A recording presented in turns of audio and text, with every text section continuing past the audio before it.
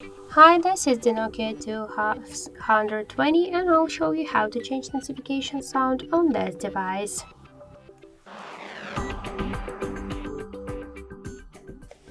So let's first open the menu, scroll and find the settings, select them, tap to personalization, scroll to sounds and select it, and you'll see here the ringtone section. Just select the ringtone section and switch your currently sound to one from these available sounds which you like. Just click to select, and now we could see that we just successfully changed the ringtone. Sorry, this is the ringtone one. We should switch the notification one.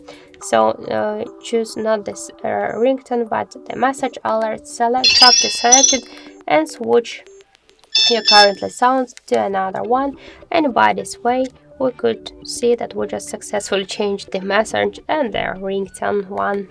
So that's it. Thank you for watching, and if you like this video, leave thumbs up and subscribe.